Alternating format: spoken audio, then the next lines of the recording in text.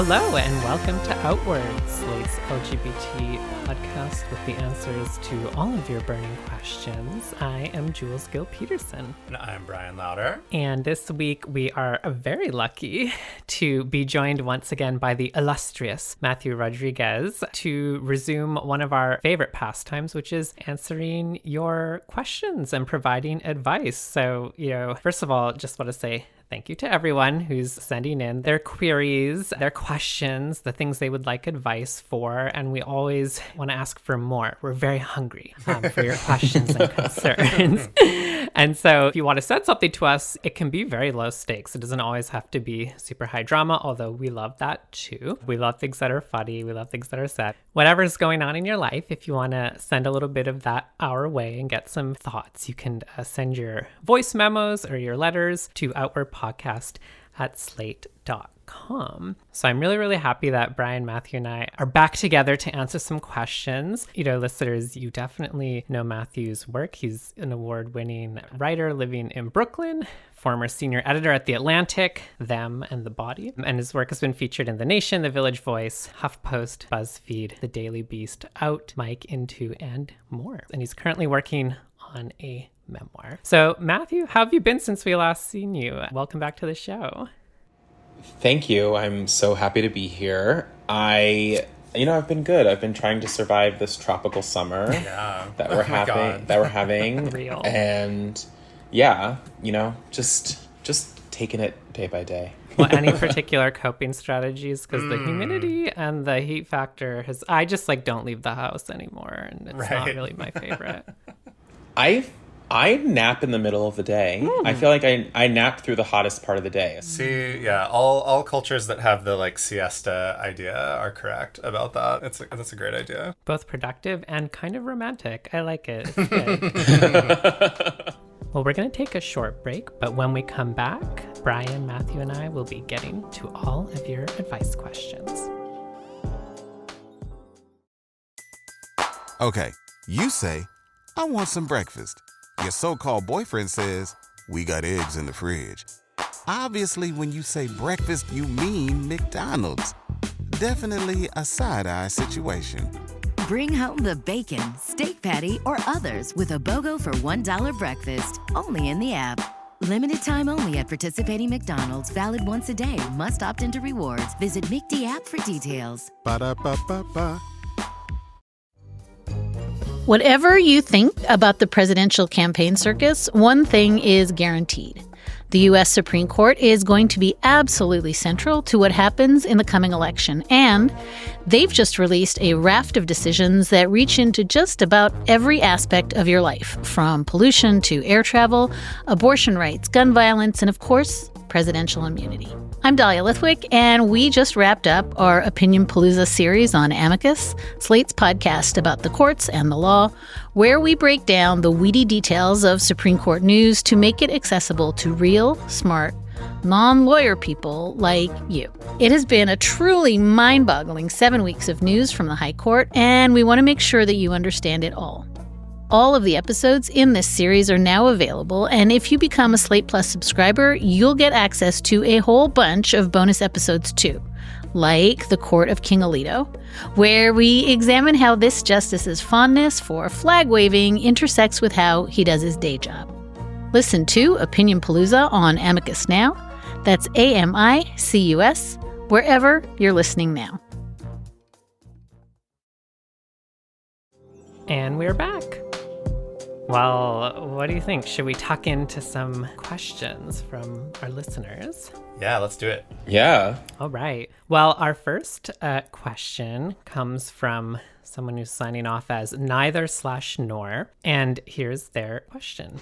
Hi gang, I'm 25, non-binary, and very androgynous. I find that young kids stare at me a lot. Occasionally, they'll ask their grown-up if that's a boy or girl. When this happens, the adult is invariably mortified. They'll shush the kid or apologize to me or pretend they didn't hear. Sometimes it's a transphobic parent uncomfortable with my gender expression, and sometimes it's a progressive parent who desperately doesn't want me to be offended. But actually, the reactions are pretty much the same. The The thing is, the kids don't bother me if I look different than what they're used to. I think it's totally normal and fine for them to be curious. What bothers me is the idea that they'll leave the interaction with a sense that gender variance is scary or taboo because of how the parent reacted. I don't mind a child asking me if I'm a boy or a girl. I just don't know how to answer. Introducing a 5-year-old to the concept of non-binary gender in the checkout line feels like a tall order. Thoughts? Sincerely, neither/nor. Wow, what do we think?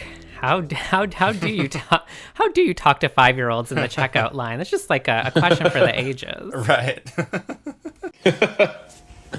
The checkout line can be so fraught, you know? Yeah. I think the first thing when I heard the question, on some level, and I'm not taking the questioner to task at all, but I do think that children have a much better chance absorbing these heavy concepts than sometimes we give them credit for, because I also think that they have actually had less time being indoctrinated into gender than people who are later in life have had. So sometimes kids can actually be a receptive audience to some of these things that we think are very difficult. I was having a conversation with a friend who is a fat positive activist, and she was talking about how, like, a friend's child who was very young, so, you know, there's no etiquette among children, and was just like, you have a big belly. And that's how kids speak. And she said, like, I know, isn't it great?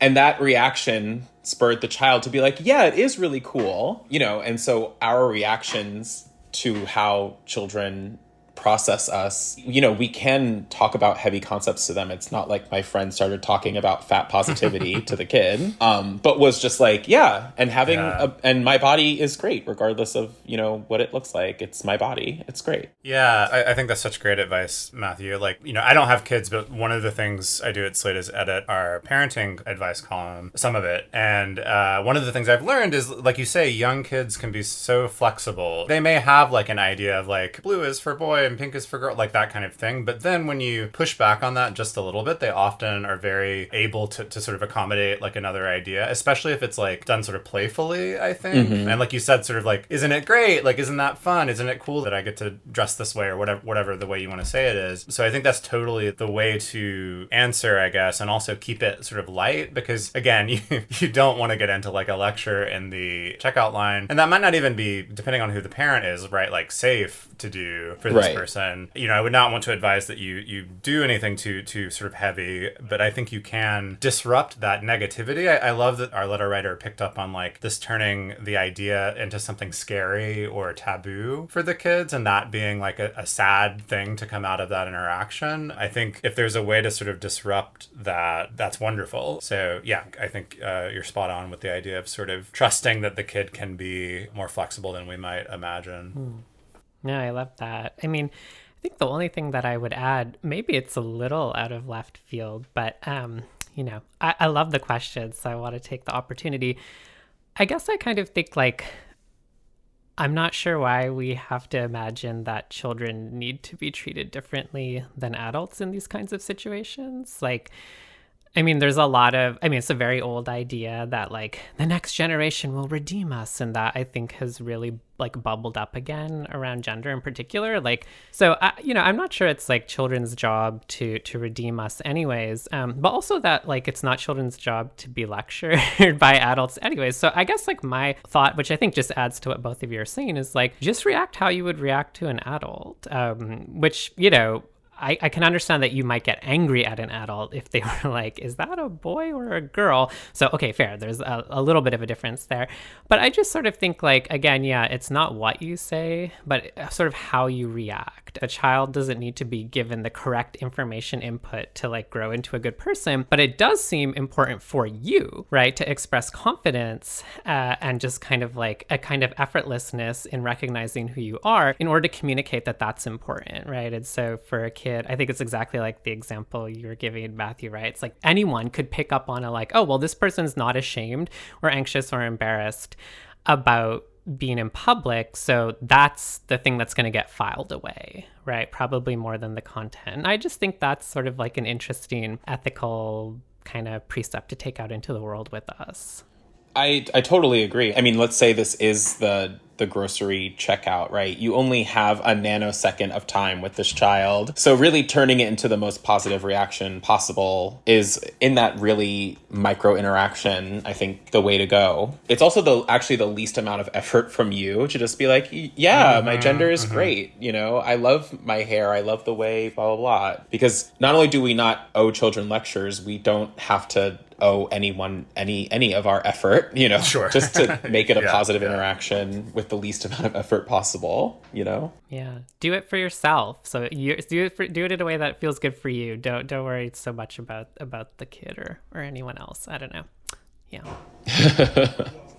All right, on to our second question. This comes from the Reddit Ask LGBTQ. So one of my very good and close friends, who I've perhaps always regarded as somewhat progressive, has caved to conservative disinformation. The typical Charlie Kirk, Candace Owens, Ben Shapiro crap. She's always been a rather big feminist who's always been accepting of others, but today I came across 5 videos that she liked of Candace Owens bullying trans and non-binary people, saying how they shouldn't be allowed to participate in sports and how women are defined purely biologically. This is all very hurtful, as I am non-binary gender fluid, but I'm not typically explicit with it, as I simply don't associate myself with any identity other than me. Can any of you suggest what I should do? Should I contact them, meaning my friend, to talk about it?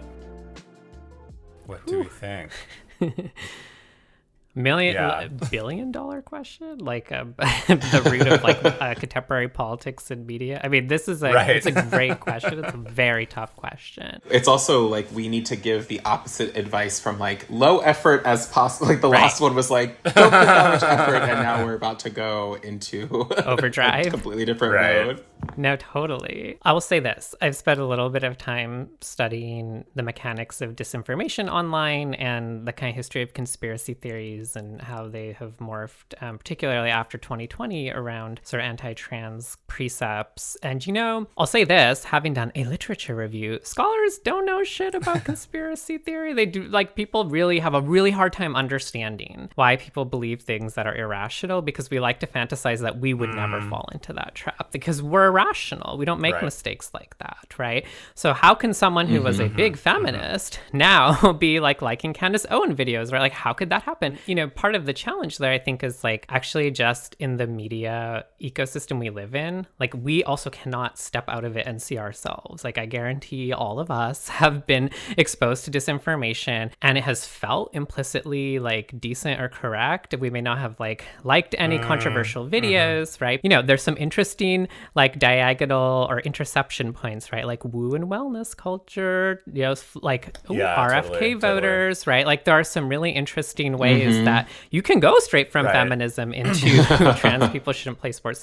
So one thing just to say is like, these things are really complex. And I think if people knew exactly how to politically mobilize around them, like we would be looking at a very different short to midterm future. So I don't think there's a good answer to sort of like what you should do, more like what do you want to do. So my personal thought on this, very curious what you think. I'm a big fan of like, no, just like, I don't know what you're going to get out of that conversation. I also suspect that if you were like to go to this person and be like, this is hurtful to me because of my identity, that I'm not sure how like delightful of an experience that would be. And I'm not sure tried to debunk someone's disinformation would necessarily be effective. I just don't think we've been seeing that to be true across the board. Yeah, so I think it's, you know, it's like a sad situation. On the other hand, the problem is maybe not individual, right? Like it's individual in the sense that you have a relationship with a close friend, like that's personal, but these are political problems and they're necessarily in that sense like collective, they're impersonal. The thing is that you can't necessarily use personal relationships to repair political or even manage political problems, right? And that leaves you with very little choice. Like, what do you do? Stop talking to this person, mute them on social media?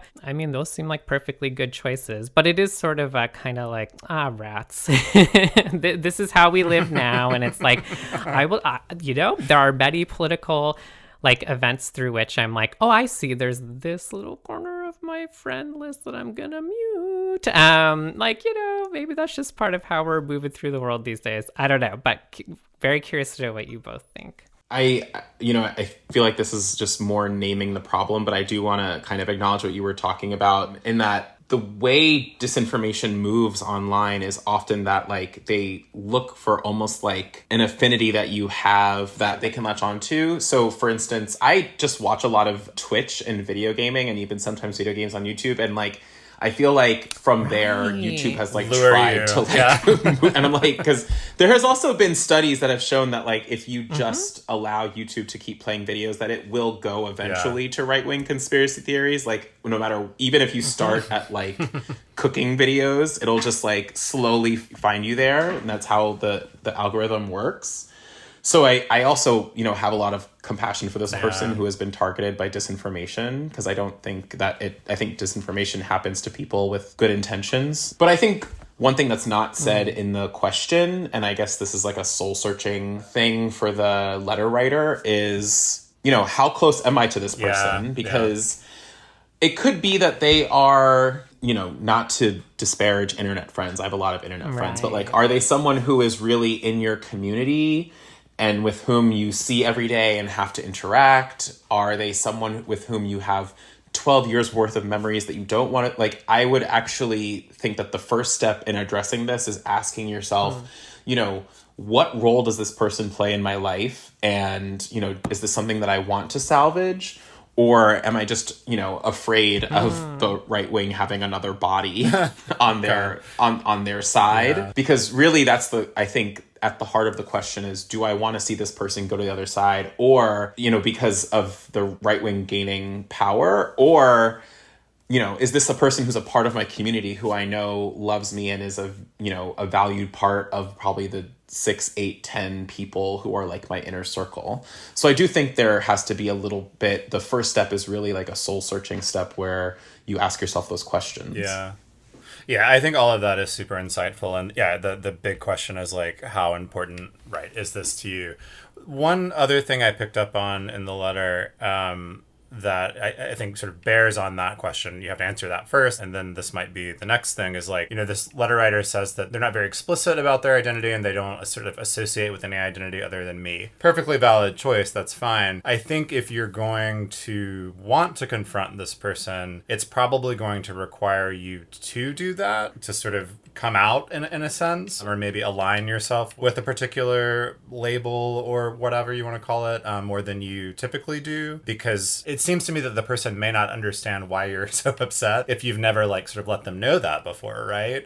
Or if that's not been a big part of your life. I don't want to tell the letter writer how to live, like that's not what we're here to do at all, but it does strike me that if you want to do that kind of rabbit hole rescue, right, that you may have to do some repositioning yourself around that question, because the power that you have there is that sort of classic queer thing where you personally connect with someone and then they understand marriage equality, right? Like it's that like old idea. So yeah, it's going to require some soul searching in that regard too. And again, like we've been saying, you may decide that is not worth it to you, or not doesn't feel right, and I think that's fine. I do think that that's something you'd have to think about, is like, how identified do I want to become in the process of trying to like save this person? And that's a big ask, that's what I would say. Yeah, I'm so glad you said that, because I was thinking, I was kind of circling around this, but I wasn't quite sure how to say it. Like, to me, it's a question about skin in the game. And I don't mean this in a moralizing way at all.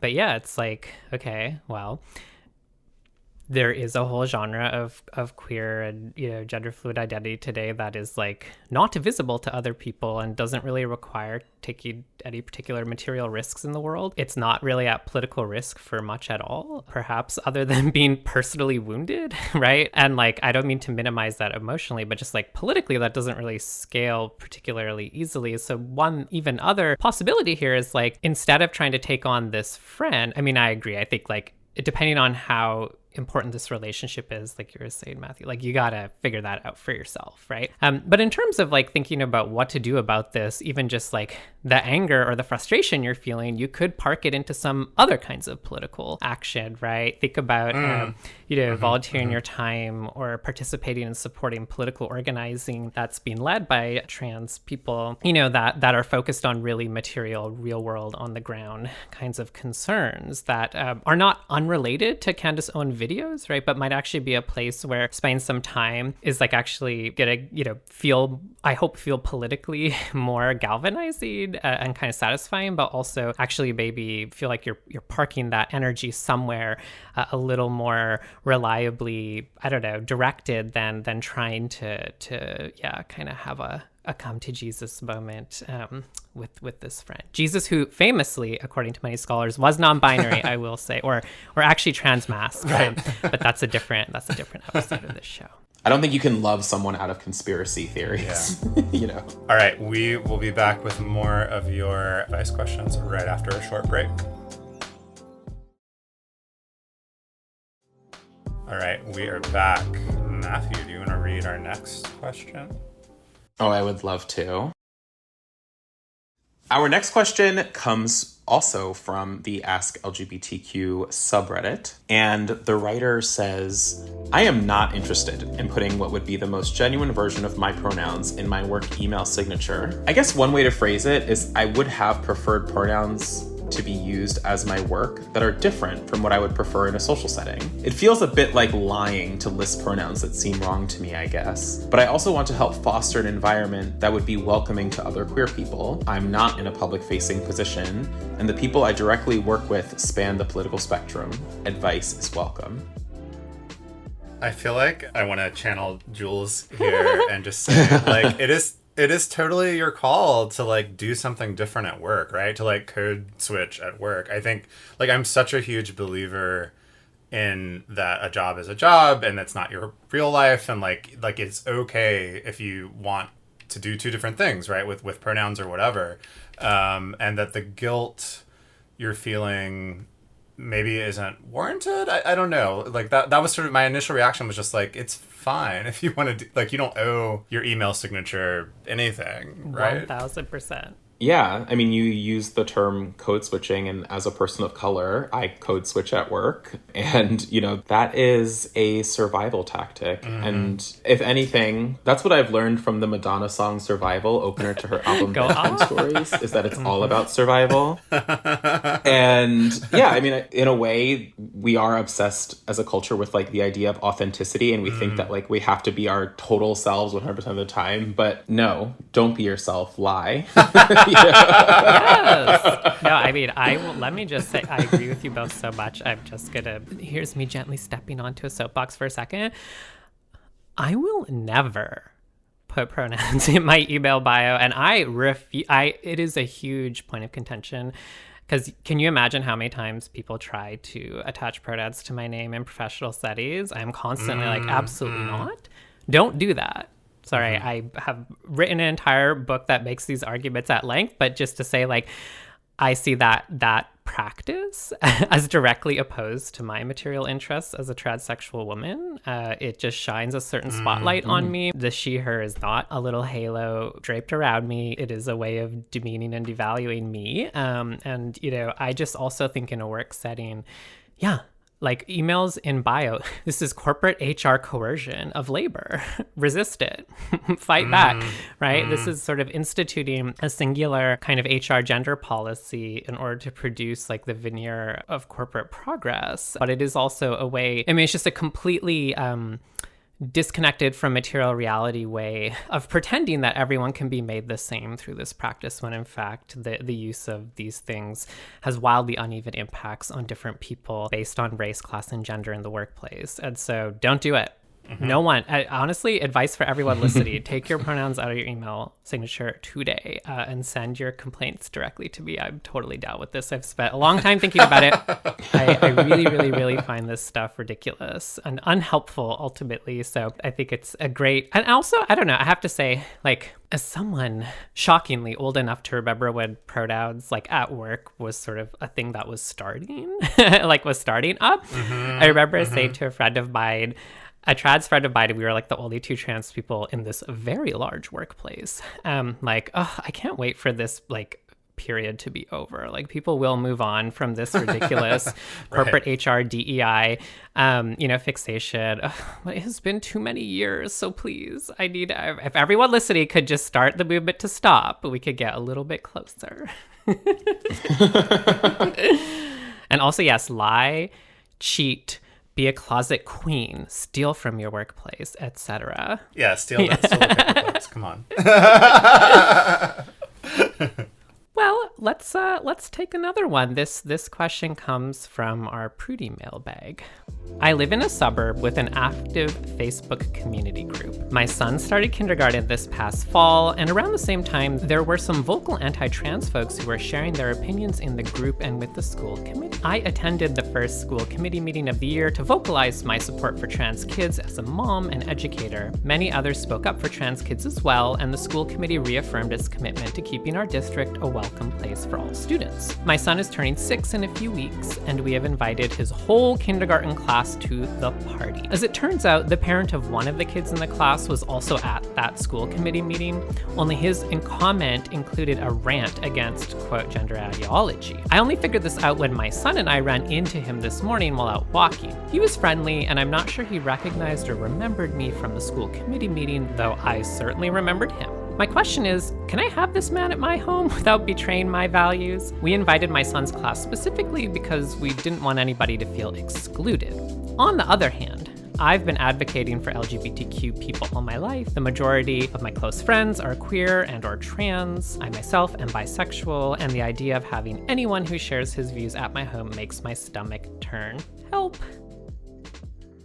So I had like a starting question with this, which was, were y'all subject to like the tyranny of the whole class party growing up at all? This is such a like terrifying thing, and I see it a lot again in the Karen Feeding column at Slate, the parenting column. This causes a lot of issues. They're like, because you invite the whole class. Apparently, I don't think we did this when I was a kid, but like you invite the whole class, and then you have all of these families and parents and whatnot involved, and it's just such a disaster. Like, so that is, I want to speak out with empathy, right? for all the parents that are dealing with this, because it seems so terrible. But that's not the specific question here. I just wanted to No, that did not happen to me. I also had no friends as a child, but good thing this didn't happen to me. Ooh. Yeah, no, I mean, in some ways I'm actually having a hard time dissociating the actual specific question from this larger question of like why you have to have, I mean, I understand the person actually explained why they're inviting everyone so that no one feels excluded, and not to be like such an internet beam and be like the paradox of tolerance here on Outward, but like yeah, I don't know, is the project of not making anyone feel excluded really working here? Just want to flag, like, I don't think interpersonal relationships can't necessarily solve political problems. There's obviously an ongoing political struggle in the school district, and so that actually feels really important. Thank you to this person for showing up. Showing up to those meetings is so important. Moms for Liberty will be so there. Important.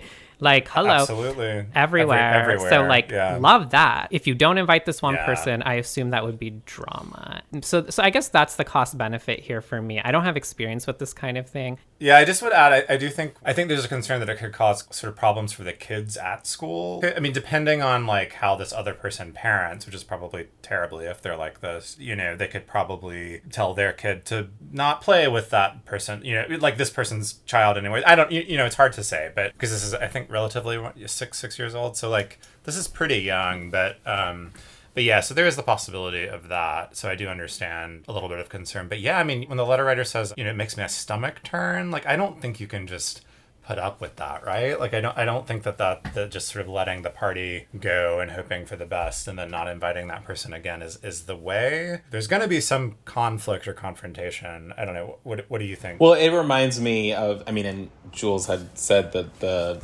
paradox of tolerance, it reminds me of like when like right-wing people are very exclusionary and evil, and then like the left feels like they have to like have an umbrella for everyone. It's like the response is to just invite everyone in, and it's like, first of all, maybe you can be a trailblazer and not invite everyone in the class, first of all. Maybe we should just rethink that whole thing. But I do think that there should be social consequences for having, this type of ideology. And, maybe one of those social consequences is that your child doesn't get to participate in a birthday party. And like, what is that, but the real question becomes like, what then happens? Like, does that child not go? And the parent is like, and we didn't get to go because of the libs, like, but like, you can't worry about how other people parent. I'm sure that parent is already foisting some kind of ideology onto that child. But I don't know, I do feel like there is,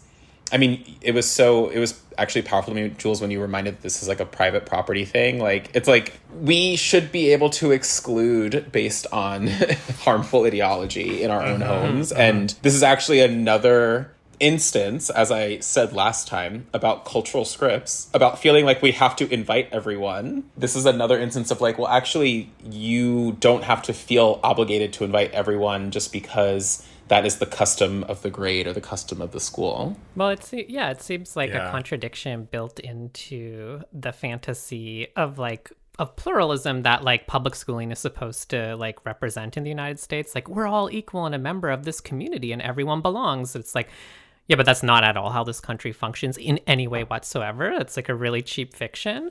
And so like, I don't know why my constant advice this episode is like, solve your interpersonal problems however you want, but also politically organize. I'm just wondering, and I might be misrecognizing, I don't know enough here, but just a thought for the letter writer, right? There is a political issue going on at the school committee level. It sounds like a bunch of you showed up and enough of you spoke in favor of gay and trans, content in kids at school, that's all right.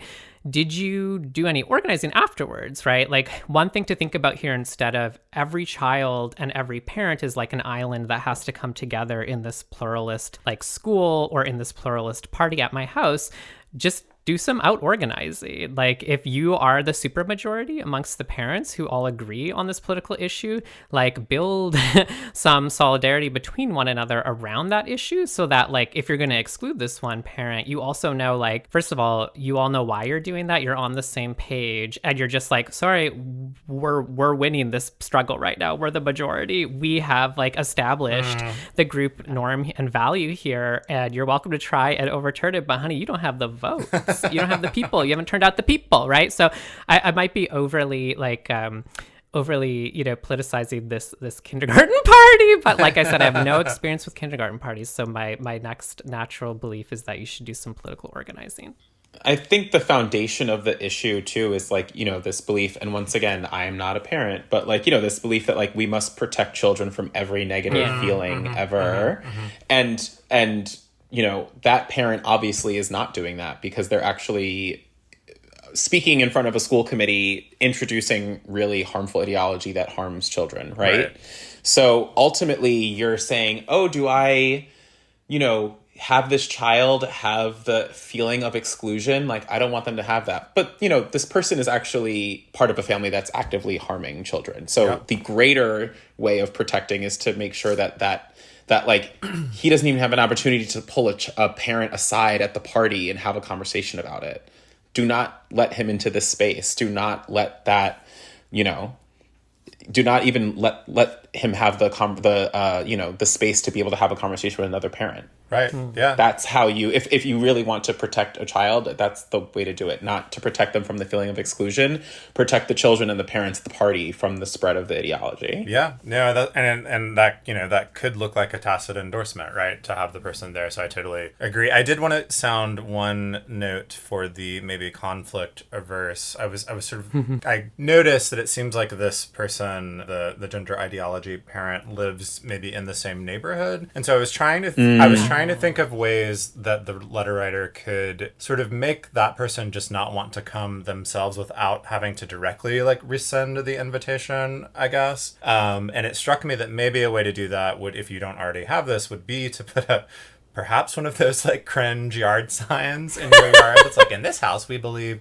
or like a pride flag or something like that the person might see, that they would then be like, actually, I don't want to go to this party anymore. I don't want my child to go there. Or even maybe there's like a follow-up email to the invitation that's like, you do something sort of, I don't know, this is honestly kind of passive aggressive, but like, kids are encouraged to dress however they would like it. Like something that signals what your values are very clearly, that this parent then might get the sense that they don't want to be there, right? So this is sidestepping the conflict a a little bit, and that may not be what is the best thing to do, but it struck me as a possibility if this letter writer is again, kind of conflict averse. Maybe there's a way to put up a force field, right? That you don't even have to directly talk to this person again, potentially. I don't know. My 6-year-old wanted to have an LGBTQ plus themed birthday Yes! party. It's all, they asked for rainbow cupcakes. They asked that, all that. Yeah, that's it. So everyone. We're hiring a local queen to perform.